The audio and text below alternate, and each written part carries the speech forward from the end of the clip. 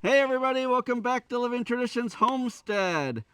You probably don't recognize this part of the homestead because we're not at our homestead today. We've actually decided to take a bit of a road trip today and come help our friends Rich and Shelly from Air to Ground Farm set up their in-ground garden. Now recently we showed you guys that we changed over from in-ground gardening to raised bed gardening, and we showed you how to put in the landscaping fabric and put up the raised bed gardens and the irrigation system. But it's been a while since we've done a video that shows how to do all of those things for an in-ground garden. Shelly and Rich just happen to be changing over from growing right in the bare ground to using the landscape fabric. So we thought this would be a great teaching opportunity for you guys. So before we get started on the actual garden, we want to take just a little bit of time to introduce Rich and Shelly. They also have a YouTube channel. If you haven't checked it out, we highly recommend you go check out their channel because you guys, they are doing something amazing here in the Ozarks. Why don't you tell us a little bit about what you're doing and kind of what your background is? So I'm Rich. And I'm Shelly. And we formed Air to Ground Farms about 3 years ago after spending 25 years in the United States Air Force. I was a fighter pilot, and we spent the last 5 years in Washington, D.C., where I worked in the Pentagon. Don't hold that against him. Right? Right. Well, we got so enamored with the Pentagon that we decided that we would move to the middle of the Ozarks in a spot with 160 acres and really no neighbors. So that's about how much we enjoyed that job. We've spent like I said, the past 3 years building this farm. Yeah, and on this farm we grow beef, lamb, pork, chicken. We have eggs, and we also do some milk. Yeah, all non-GMO for things that eat feed. It's all non-GMO. The beef is grass only. And we sell all of the products with the exception of the milk. We sell it off farm.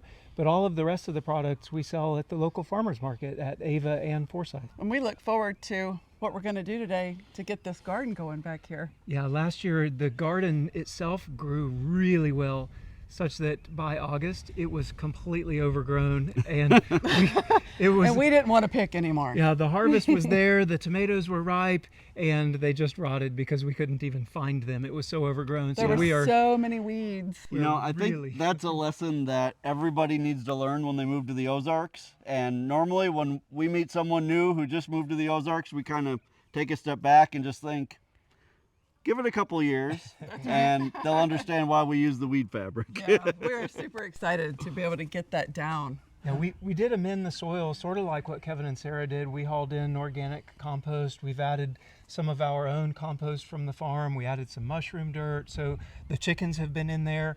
So we've done quite a bit with the soil, and it grew really well. But man, running an entire farm, we just didn't have time to really babysit the garden. And we were talking about that before we started recording. Like, if the garden is all you had to do all day, you could keep up with the weeds. Yeah. But like all of us, we have a lot of other things to keep up with as well. And, you know, maybe you get a half hour or an hour a day in the garden if you're lucky. And, you know, you'd much rather have that be spent picking vegetables than picking weeds. Yes. So this is the garden area here behind me. Today we're going to be using the 6-foot DeWitt weed fabric. They actually, you guys ordered this from Grower Solutions, right? Yep. Right. So they ordered this from Grower Solutions. The 6-foot wide is, I think, about the biggest that you can get when you're having it shipped. Yeah. Is that what you guys found? They had a roll. They had a 12-foot wide, but it said it was folded, and I didn't know what that meant on their website. I didn't see any pictures or anything. Okay. So the 6-foot was the biggest you could get in a roll. So this is 6 feet by 300 feet. Okay, which should be plenty to cover the garden that they're doing. Now, what did you guys do to kind of prep the area for the weed fabric? Well, first we made the garden the size that we did, 50 by 30, so that a single Premier One poultry net would wrap the garden, and we could electrify it to keep cats and other varmints out of the garden. Right. To prep the garden, I had it bermed up last year, so I ran the tiller through it a couple of times to get everything flattened back out. And we did that about 3 weeks ago so that we would be sure to have some rain on it. Learned that from one of your previous videos about how to prep the area for the fabric. Yeah, so that's a mistake that we made when we first started using this, is we would till and then we'd put the weed fabric right down, and because we tilled so deep, the staples didn't have anything to really grip into, and the Ozarks, we have a lot of wind. And when you get, you know, a 50-foot by 6-foot wide piece of this stuff flying through the air, it's not a fun day. Right.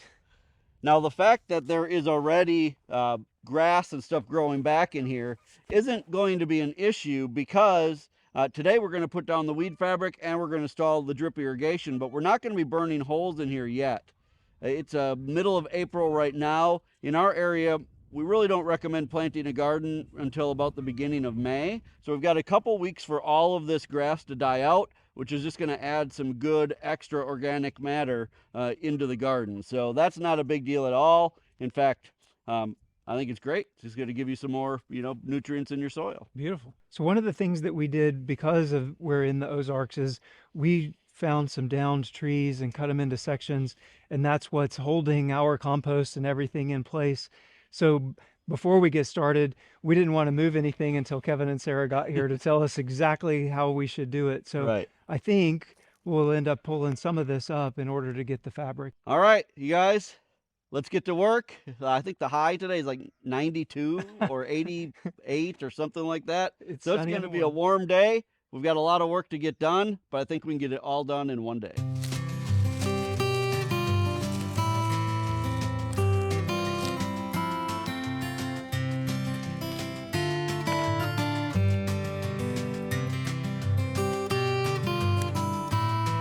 All right.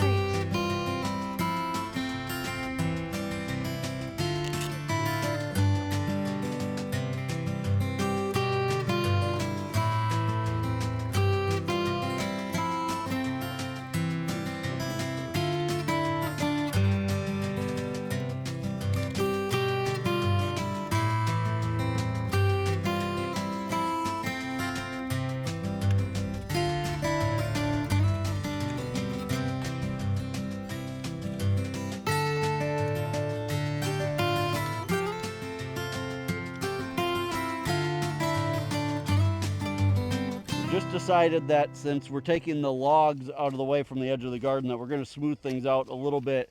And I think that'll just make the fabric go down a little bit easier, and we'll have better ground to be able to staple it into. All right, so we have decided that we're going to run the weed fabric the long way here, the 50-foot length of the garden. So it'll take about 5 pieces to cover the garden. We're going to start it at that back edge and run it this way, because this edge over here, they say there's a little leeway, and we haven't quite figured out where the new end of the garden is going to be up here. So we're going to start down there. Luckily, it was windy this morning. It seems like that has died down. So most likely we're going to stay on the ground and not go for a ride around the farm today. So we're going to head down there and we'll start rolling this out. Now, when you buy a brand new roll of the weed fabric, it's just cut on the end, and you can see how much it's already fraying. So the first thing that we always do when we open up a new roll is just take our torch and melt that first edge. That way it'll seal up that edge and it won't continue to unravel.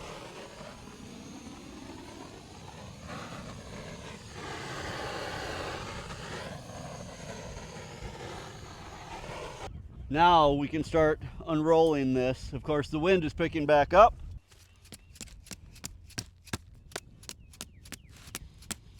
Now the staples that we're using today are 6-inch staples. These are a galvanized metal. We've actually found though that these will actually work better in years 2 and 3 after they get rusty. The first year, because they're so slick, they will pull out of the ground a little bit easier. We're gonna put a lot of them in today, so it doesn't really matter. But you'll find that a lot of times when we get brand new ones, we'll let them just sit out in the rain on purpose to rust before we ever use them, because they grip into the soil a lot better. All right, we're gonna roll this out. Let's see if Rich and I are as in sync as Sarah and I are when we do this.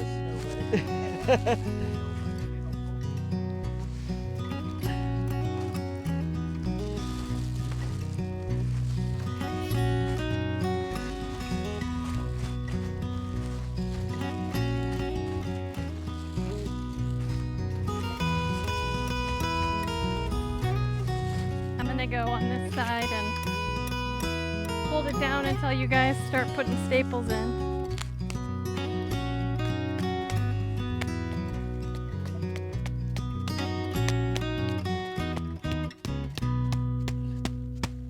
So we've got our first piece rolled out. We put just a few staples on this edge.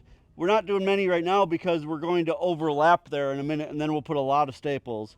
On this edge here, though, we're going to put a staple probably every 2 feet. I think that will be good. And we're actually going to staple it before we cut it. They decided that they want to go 55 feet, which is right about here.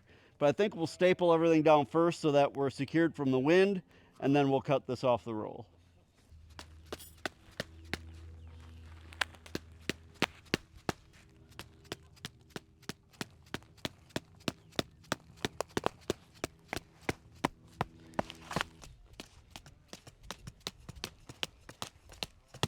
So this is the end. What we've done is we've rolled the roll up so we've kind of a straight line so we can see where our end is going to be.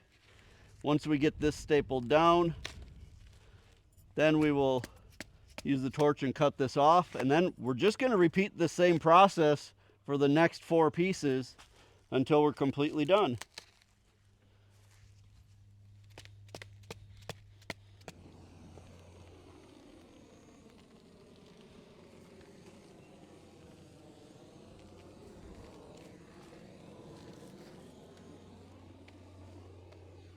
Now that we have the first row of the landscape fabric down, it's time to put the second layer. But this time we're going to overlap this next piece about 6 inches over this first piece. And the reason is we really want to eliminate the opportunity for sunlight to get underneath here, which will cause weeds to grow from the dirt underneath that flap and up. So we have found that a 6-inch overlap really prevents that really well. Now remember, we didn't put many staples on this side of this first layer, and that's because, like Kevin said, we're going to roll this over. And now we're going to put a bunch of staples all along the top here, and this will really secure it nicely. But why do this twice? Why put staples every 2 feet on the under layer when you're going to go back and do the same thing on the top layer? So it just saves you a bunch of staples. Before we roll it all out, we are going to secure it here on the end like we did before. Now, one really smart thing that Rich and Shelley did is they chose to have this garden bed start on this side and then we work over here. They've let us know that the prevailing wind comes this direction.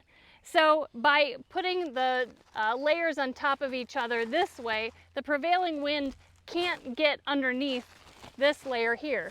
The prevailing wind can't get underneath here and create sunlight or the wind rip the staples out.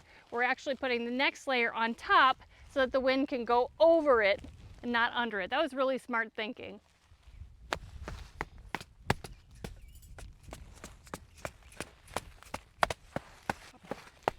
Okay, now just like Kevin and Rich did, Shelley and I are going to do 1, 2, 3, kick. 1, 2, 3, kick. And we'll have to readjust it because the angle is not quite right, but it'll all work out.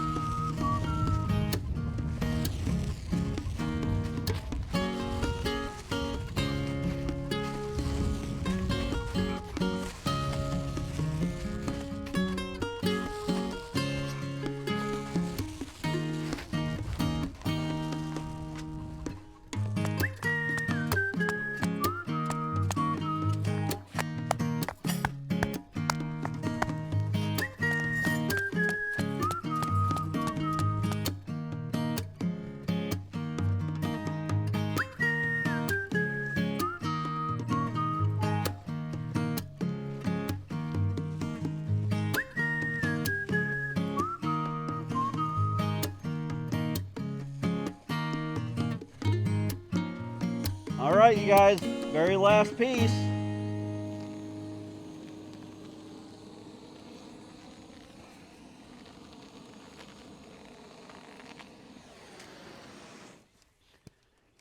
Isn't that a beautiful looking garden already? One of the things that I love about this weed fabric is just how clean it makes everything look, and honestly, how clean it keeps everything while you're gardening, including yourself. So now that we've got this down, the next step is we're going to set up some drip tape irrigation so that these guys don't have to be out here hand watering all summer long. All right, time to move on to the irrigation system. This is going to be a pretty straightforward, simple irrigation system. This is how we watered our in-ground garden for probably the last decade, and it has worked really well. We used it even when we lived in the Phoenix area because it waters right at the ground level. It waters very slowly, which allows it to drip through very, very well and water the plants very thoroughly. So the type of system is called drip tape. And there's only a few parts really to it. The drip tape itself comes on a roll like this. This is a 1,000-foot roll, and I'll show you this in a little bit, but it's flat like tape, and when water runs through it, it expands a little bit. There's a drip emitter every 12 inches on this drip tape, and so you'll run this. Every time we run it, it'll probably be about 2 hours at a time, which will water very thoroughly and deep into the ground, which is perfect. So we have the drip tape itself. We have some 1/2-inch tubing for main line, just a thicker plastic tubing. We have some T-connectors that will connect these together. We have some shutoff valves so we can turn off individual rows as we need to. We have an inline filter. This is where the garden hose will actually hook up to. We have a pressure regulator, which is important when you're using drip tape because you do need to reduce the pressure down to, this one is 25 psi, which I think is what's recommended for this drip tape. And then just a connector to connect the main line to this filter. Pretty easy parts. These are just what terminate the end of the drip tape. This is really easy to set up. I think it'll probably take us an hour or less to get this entire system set up, and we can get it turned on and make sure that everything is working. When you buy one of these inline filters, it's going to have an arrow on it that shows you the direction that the water is going to flow. So you're going to hook your garden hose up to the end so that water is flowing out of the filter. There's just a little screen filter inside of here, and all that does is it catches any debris that might make it into your garden hose. Like say you leave your garden hose laying out like we do sometimes, some dirt gets in it before it gets all the way through your system and can clog up your little drippers. It's going to get stuck in here and not make it into your system. So we're going to use our pressure regulator. That's going to go on this end so that our garden hose will actually hook to the pressure regulator first. It'll reduce the pressure before it goes through the filter. And then on the other end, we're going to use this little adapter that has a little barb on the end. And this is where our main line tubing will connect here in just a minute. I'll show you that. Now, Rich, you want to talk about how many rows we're doing and how you kind of came up with that plan? Yeah, absolutely. We're going to put the drip tape down 5 rows, so we're just going to use the middle of the weed fabric or that we just put down. Our goal really is to reduce the pressure that we're having with plants growing in amongst themselves. It was just so overwhelming last year that we're really looking forward to having the space to walk around and harvest the garden and it not be just overwhelming for us. So that's why we were thinking 5 rows. They're over 50 feet long. That will give us enough space to put in as many plants as what we're wanting to. At the beginning of the season, 5 feet in between rows always seems like a ton, but once your plants start to grow and get big, by the end of the season, you're very glad that you did it. Right. We've always done that, and it just works out well. And as you can see, Rich and Shelly, just like us, they're not lacking for space. If they want to expand later on, they don't have to cram everything into this garden space. They can expand in other ways and still have a nice, enjoyable garden. Yep. All right, so we're going to roll out this main line first. We're going to run it down this side of the garden here because their hose bib is over here. So I'll have you run that down to the other end. And the way that this connects to this here Now, I showed you guys this recently on the video that we did setting up the irrigation in our raised beds. This is exactly the same type of fitting. You can see that this little fitting has reverse threads on it. So you're going to put it like this so that that little barb is sticking all the way out. And then the main line is just going to slide onto there. Then you're going to unscrew this so that it slides over the top of the tubing, and it makes a nice tight seal there at the tubing. Then we're just going to lay this here where we want it, and we can start actually installing our shutoff connectors and our T's so that we can run our pieces down each row. We're not going to cut it down there just yet because we don't know exactly. Every time we put one of these in, it's going to make the line a little longer. So, all right, so we're going to install our first T connector here. One nice thing about using this landscape fabric is you have nice straight lines that you can just follow, which tells you exactly where you can put your, or, you know, give you a reference guide for your irrigation. So we know our first irrigator is going to go along this line right here. So we're going to just cut our main line.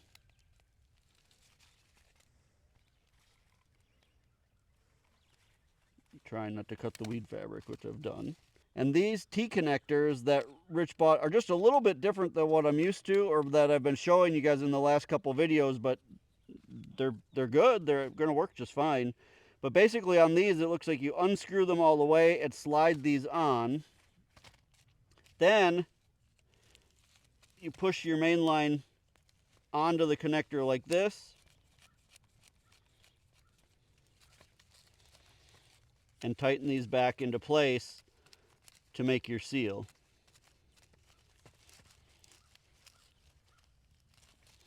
So that's our first T connector. On the other side of the T connector here,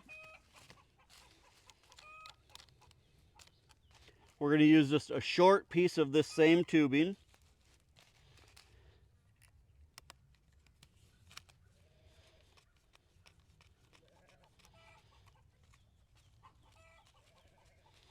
We'll screw that in place, and then at the end of that is going to go one of our shutoff valves.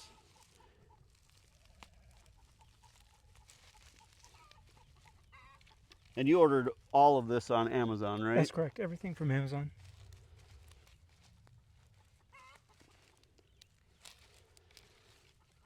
All right, so that is our first setup here for our drip tape.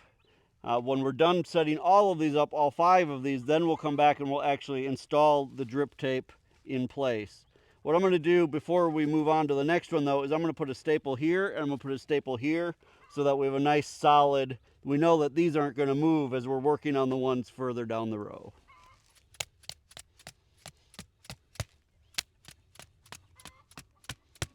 All right, that's it. I think Rich is going to do the next one and we'll just kind of switch off working our way down the row.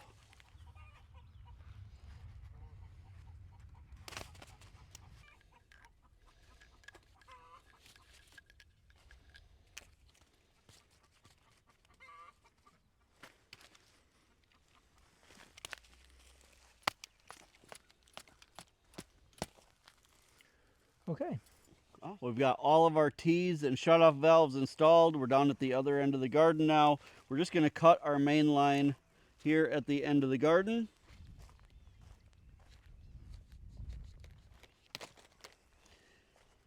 And then the easiest way to seal this off so that water doesn't just run out of the end of it is just to bend this over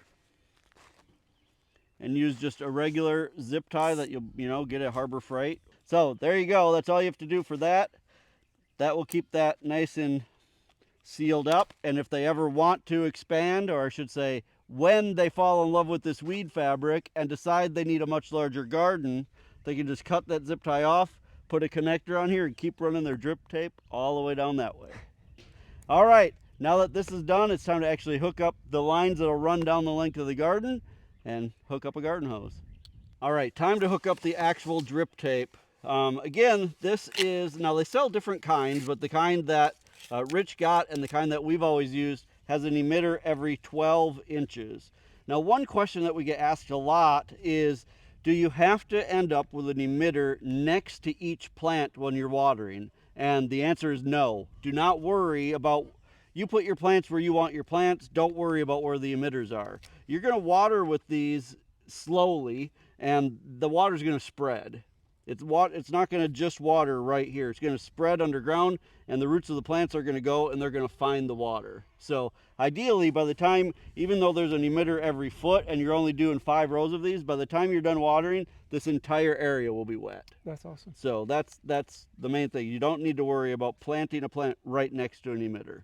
The other question that we get a lot is, why don't you put the irrigation underneath the fabric? A lot of people do that and they swear that it works better. We have never done that, and we think that it works better on top, and here's why. First of all, this is a woven fabric. This fabric is going to allow the water to drip through onto the soil and water underneath. If you put all of this underneath your fabric, how are you going to know if there's a problem partway through the summer? And that's always been the thing nobody's been able to really answer for us. We've had mice and rats and things chew holes in these halfway through the summer because they're looking for water, and you can see that because it's on top, and all of a sudden you go to water and you see it spraying out. But if this were underneath, you might have that problem all summer and never realize it, that a good part of your plants are barely getting watered. So we always put it on top. Now, the one thing with that is, again, another question is, isn't it going to get super hot? Isn't the water going to heat up in this black tubing? Yes, and that's exactly why you should never water your plants in the middle of the day. We always water either first thing in the morning when it's nice and cool out, or later in the evening, maybe even after dark, again, when it's nice and cool out. Because yes, water will heat up. I mean, even if you have a yellow garden hose, the water heats up in there. It really doesn't matter what color it is. You really want to be watering your plants when it's cool outside for the plants and cool outside for your water. So I'm going to have Rich take this down to the other end. He's going to just kind of unroll this as he goes, and then we'll hook up all 5 of these on this end, and then we'll go down and finish them off on the other end.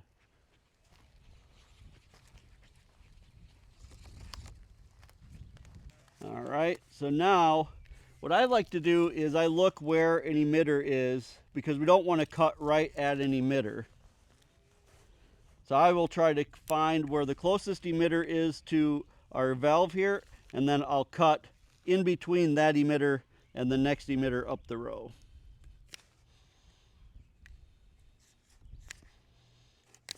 So that makes our first dripper about 6 inches from our shutoff valve.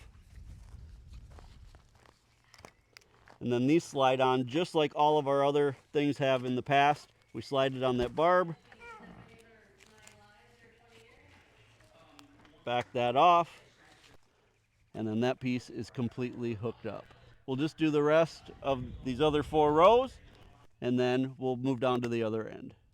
All right, we're down at the other end of the garden. We've got all 5 pieces of drip tape run out here, and what we're going to do is we're going to seal off the ends of these with these little adapters right here. Now, you can just fold this over and zip tie it just like we did on the main line, but since I had some of these extras, I brought them along, and we're going to use those instead. What we're going to do is, we don't want a dripper right here at the end, so I'm going to cut this off right at this last dripper. We can get that out of there. And then this slides on the piece of drip tape. And you slide that up like this. You fold the drip tape over twice. And then you just pull this over the end like that. And that is completely sealed off. That also gives you a nice place to put a staple here. So we'll just, there we go. And that will stay nice and straight. Now, I'll leave it up to them if they want to put staples along the way. If you do, just make sure you don't put them super tight so you don't create a kink, because again, this is a really low water pressure system. So you're not going to have a lot of force pushing the water through your lines. So Rich and I are going to go and cap off the rest of these lines. We're able to get a garden hose out, try it out, and make sure it's all working. Ready? Ready. Yep.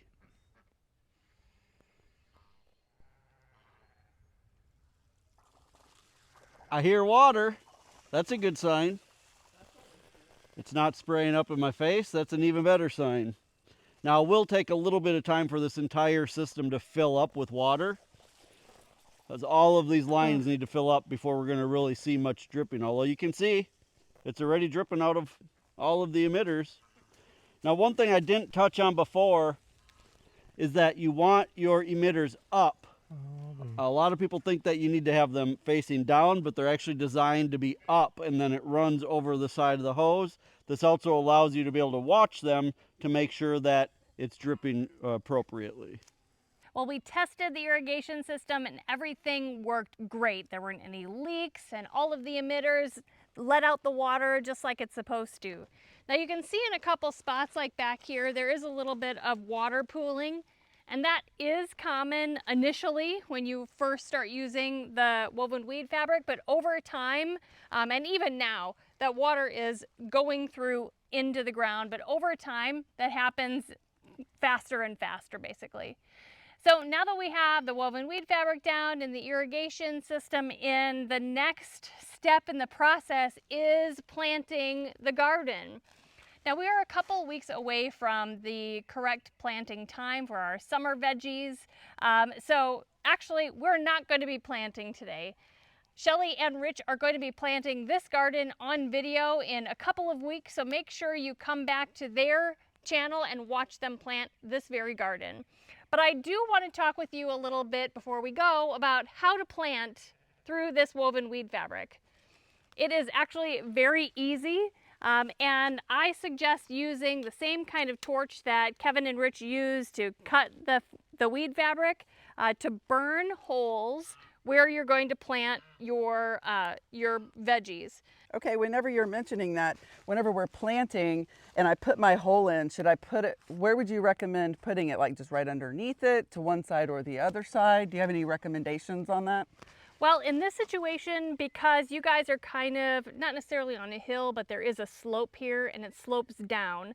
So as the water comes out of these emitters, it's going to kind of run downhill a little bit. So in this particular situation, I would suggest that you put your planting holes downhill a little bit from the emitter so that the water naturally will run pretty much basically right into the hole that you're going to be burning and right into, you know, the area where your plant's going to be. Okay.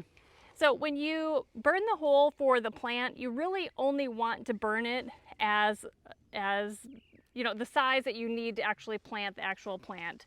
So on a little pot, you would want to burn it just basically the opening of the pot. Either you can use like a hand shovel or a little auger that's attached to your drill to just drill a hole, but you'll want to use the smallest hole possible just to prevent the weeds from growing. Okay. If you're going to be planting seed, like if you're going to plant green beans or cucumber seed or something like that, I recommend only burning a hole just like the size of a quarter. And like green beans, you can plant like every 6 inches. So you can really just put a hole every 6 inches and put your seed down in there and just come back, and as it's sprouting, just make sure that the leaves come right up through that hole. Okay. Those kinds of plants don't have a very large stem at the bottom anyway, so you don't need to worry about it getting too big in there. And that is really helpful to keep those weeds down. Oh, cool. Well, you guys, there you go. Look at that. This morning we started with dirt and some grass starting to grow up, and now we have a nice, beautiful, clean garden area that in just a couple weeks they'll be able to plant. And I can tell you, we'll do a follow-up. We'll try to do a follow-up. I always make those promises and then sometimes we don't, but we'll try to do a follow-up in the fall and ask you guys how your summer was as far as gardening. Well, what all are you going to be planting this? Oh gosh, definitely some tomatoes, a variety of hot peppers, some okra. We'll have squash and zucchini. What else you got? Some herbs and some greens, I think, will round us out. Yep. Nice. So make sure you check out Air to Ground Farm on YouTube. Air to Ground Farms. It's Air, the number 2, Ground Farms on YouTube, because you can see them planting their garden this year. We really hope that you enjoyed spending the day with us here. it's been a while since we've done a video of setting up an in-ground garden since we've switched over to raised beds. Well, thank you guys so much for coming out and helping us today. It has been an absolute blessing to have you guys out here and to learn a lot about this type of system. And we're super excited to be able to water like this. Oh my goodness. This is amazing. Right. This is going to make me a gardener.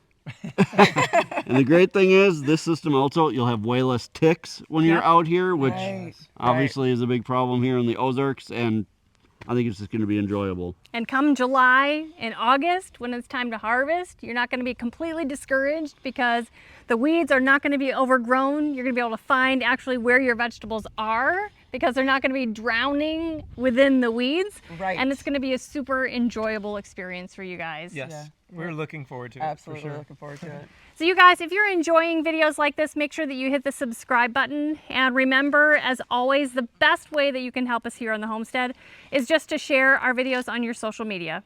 Until next time, thank you so much for stopping by their homestead, their farm. Take care and God bless. God bless. Bye, y'all. Bye, y'all.